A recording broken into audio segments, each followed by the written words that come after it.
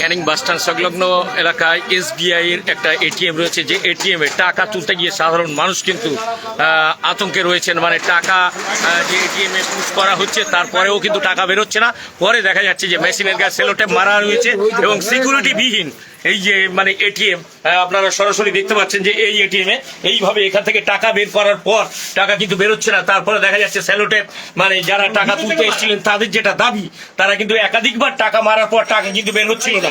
তারপরে তারা টানাটানি করতে দেখতে পান যে সেলোটেপ মারা রয়েছে এবং সেই সেলোটেপ মারার পর ওটা টেনে বের করতেই তারপরে কিন্তু টাকাটা বেরিয়ে আসে।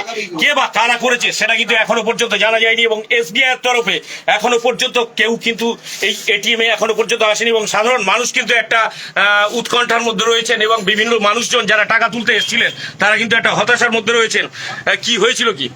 আমি 10,000 টাকা মেরেছি, মারতে টাকাটা বের হয়নি, টাকাটা বেশিটা কেটে উঠেছে, টাকাটা বের হয়নি এবং আমার দেখাচ্ছে যে টাকাটা এই মানে মাইনাস হয়ে গেছে অ্যাকাউন্ট থেকে।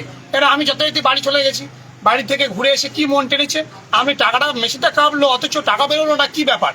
আমি তখন কি করলাম, একটা বাইকের চাবি দিয়ে ওটাকে খোঁচাতে দেখি ভিতর থেকে সেলোটেপ মারা, টাকাটা ওখানে আটকে আছে। আমি যথারীতি টাকাটা আমি বের করে নিই। যে টাকাটা আটকে ছিল, আপনি যে বাড়িতে গেলেন, এই যে একটা দীর্ঘ একটা সময় আমরা দাঁড়িয়ে, সেটা কি আপনারই টাকা? ওই 10,000 টাকা আমারই টাকা, কারণ আমরা দাঁড়িয়েছিলাম, এনারা দাঁড়িয়েছিলাম এখানে ছিল। তারপরে কি করলেন? তারপরে ওই চাবি দিয়ে খোঁচাতে দেখি ভিতর থেকে সেলোটেপ মারা এবং সেই টাকাটা খোঁচাতে ওই ইয়েটা সেলোটেপটা বেরিয়ে আসতে দেখি টাকাটা নিচে আটকে আছে। সেলোটেপ কারা মেরেছে বলে মনে হয়?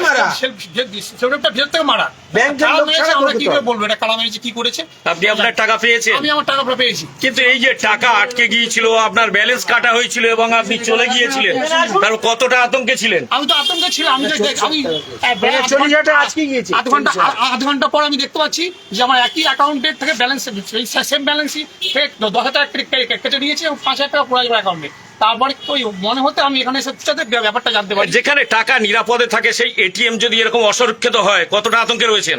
আমি একা আতঙ্ক না, সমস্ত মানুষের সাথে এরকম হচ্ছে। এই যে এই মানুষটা আছে, এই মানুষের সাথে এরকম 10,000 টাকা। এসবিআই এর তরফে মানে আপনারা কি জানিয়েছেন কাউকে? আমরা জানি নাই, এখনো জানবো। ব্যাংকটা খুলুক, ব্যাংকটা খুললে আমরা ম্যানেজারকে জানাবো। কি হয়েছিল? আমার 26 জানুয়ারি 10,000 টাকা ওরকম মেশিনটা কেঁপে উঠলো, তারপর টাকা বেরোলো না। তারপরে আমি তো চলে গেলাম, অনেকক্ষণ দাঁড়িয়েছিলাম, টাকাটা বেরোচ্ছে না, দেখছি টাকা নেই বলে দেখাচ্ছে। তাহলে আমি চলে যাবো, কি করবো? আর কেউ ঢোকেনি তখন, যতক্ষণ একটা লোক আসলো তাকেও দেখাচ্ছে টাকা ঢোকেনি, নেই টাকা নেই। কি মনে হয় যারা এটিএম এ টাকা রেখে যায় তাদের কারসাজি কি এটা? কি করে জানবো দাদা আমরা? এ তো লোকাল ইয়েটা দোকানের ভিতর থেকে, ভেতর থেকেই লাগানো এটা। আপনি কত টাকা তুলেছিলেন? আমি 10,000 টাকা তুলি। সেটা কি পেয়েছিলেন? না, পাইনি এখনো। তার জন্য কি চিঠি করেছি, কমপ্লেনে কোনো উত্তর হয়নি, আজকে যেতে বলেছি 26 জানুয়ারি। 26 জানুয়ারি, হ্যাঁ, এখনো পর্যন্ত সমস্যার সমাধান হয়নি। 4টে কমপ্লেন করেছি, কোনো উত্তর দেয়নি। কি নাম আপনার? প্রলয় কুমার সাপুই। বাড়ি কোথায়? আপনার কি হয়েছিল? 35,000 টাকা নিয়ে। 5,000 টাকা? 35। কবে তুলেছিলেন? আজকে 1-1.5 ঘন্টা আগে। টাকা পেয়েছেন? টাকা তুলতে পেরেছেন? হ্যাঁ, ব্যালেন্স কেটেছে আপনার? হ্যাঁ, ব্যালেন্স আপনার ব্যালেন্স কেটেছে? হ্যাঁ, ব্যালেন্স কেটেছে। ব্যালেন্স কাটার পর আপনি টাকা পেলেন না, অভিযোগ করেছেন? আমার মোবাইল এটিএম কার্ডটা পাল্টা পাল্টি। কি নাম আপনার? সমর কুমার মণ্ডল, মিঠাখালী রেলগেট। আমরা সাধারণ মানুষের সাথে যতটুকু বলে যেটা বোঝা যাচ্ছে যে ক্যানিং বাস স্ট্যান্ড সংলগ্ন যে এসবিআই এর যে এটিএম রয়েছে, এই এটিএম এ একাধিক মানুষজন কিন্তু টাকা তুলেছিলেন। কেউ তুলেছেন 10,000, কেউ তুলেছেন 35,000। তারা কিন্তু এটিএম থেকে টাকা পাননি, অথচ এই টাকা না পাওয়ার ফলে তারা কিন্তু এসবিআই এর দ্বারস্থ হয়ে তারা কিন্তু অভিযোগ দায়ের করেছেন এবং কেউ অভিযোগ দায়ের করেছেন জানুয়ারি মাসে।